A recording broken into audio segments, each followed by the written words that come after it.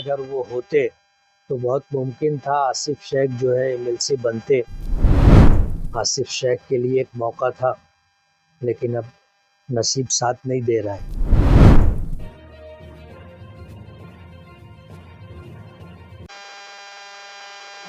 बारामती कहो या ऊना, पिंपरी चिंचोड़, उन लोगों के लिए खुसूसन और पूरे महाराष्ट्र की आवाम के लिए अमूमन बहुत दुख देने वाली बात है कि महाराष्ट्र के मौजूदा deputy chief minister Ajit Dada Pawar का जहाज क्रैश होने से इंतकाल हो गया। उनके साथ जिन और लोगों का इंतकाल हुआ 5-7 लोग वो भी थे।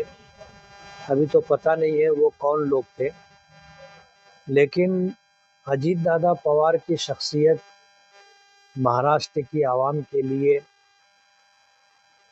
बहुत फ़ायदेमंद शख्सियत थी, इस माना करके कि उनमें ज़बरदस्त क़ुव्वत फ़ैसला।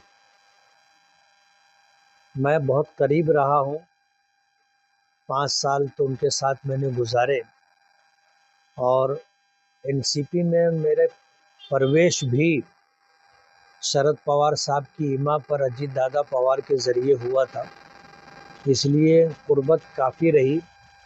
और मेरी ज़ाती मंशा और चाहत ये थी कि वो महाराष्ट्र के चीफ मिनिस्टर बने। वजह उसकी ये थी कि बहुत साफ तबीयत के आदमी थे।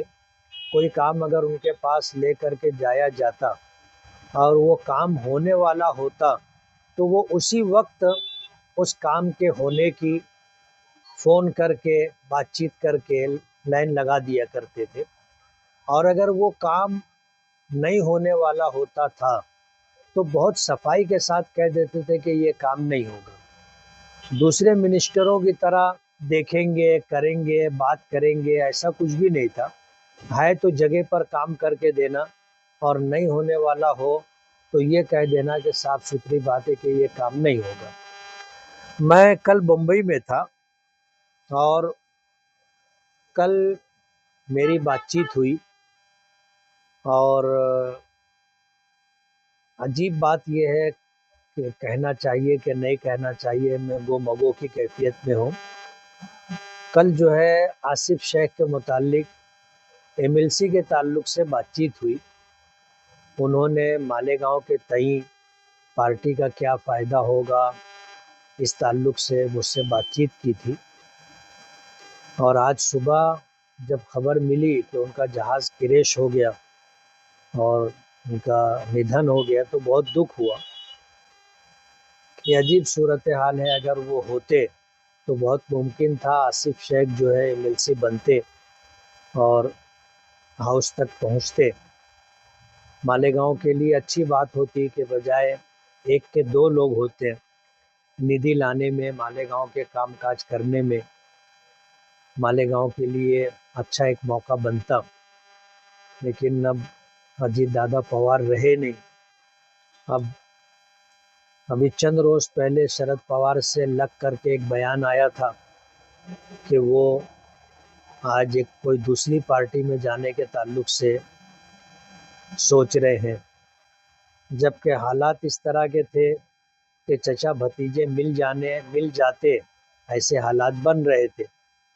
लेकिन आज जो सूरत हाल है महाराष्ट्र के लिए, हम लोगों के लिए बहुत दुख की बात है कि आज जो है डिप्टी चीफ मिनिस्टर के ओहदे पर रहते हुए उनका जहाज़ क्रैश हुआ।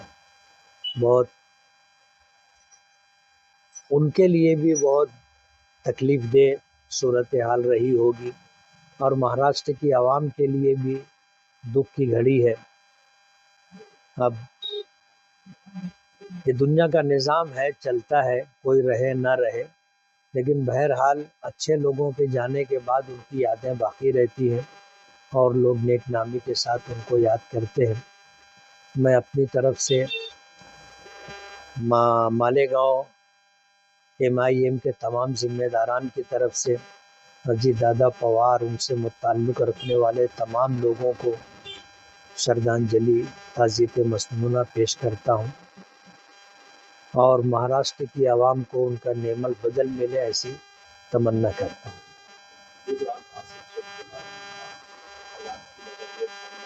बजरिए फ़ोन बात हुई थी मेरी। पूछ रहे थे वो मुझसे कि एमएलसी अभी बनाए जाएंगे, तो आसिफ शेख को अगर एमएलसी बनाया जाता है तो उससे पार्टी को क्या फ़ायदा होगा, मालेगांव में पार्टी को क्या मजबूती मिलेगी। तो मैंने अपनी बात रखी थी कि उन्होंने एनसीपी छोड़ दी है और उन्होंने इस्लाम पार्टी से इलेक्शन लड़ा, दादा आपको भी पता है, और उनके इलेक्शन लड़ने में क्या कुछ हुआ मुझसे ज़्यादा आप जानते हैं। अब अगर वो एनसीपी में होते और उनको जो है एमएलसी बनाया जाता तो पार्टी को फ़ायदा हो सकता था। इस तरह की बातचीत हुई थी। और आज जब सुबह मैं मालेगांव पहुंचा और फजर की नमाज के बाद सोया तो कुछ 9:16 पर मुझे भतीजे ने उठाया और कहा कि बम्बई से फ़ोन है, अब बात कर लो। तो मैं बात किया तो वहाँ से खबर मिली कि जहाज़ क्रैश हो गया और अजीत दादा पवार, उनके साथ जो लोग थे सभी लोगों की जो है डेथ हो गई है। तो बहुत दुख हुआ कि आज सूरत हाल ये, कल बात हुई थी और आसिफ शेख के लिए एक मौका था, लेकिन अब नसीब साथ नहीं दे रहा है, क्या कर सकते हैं।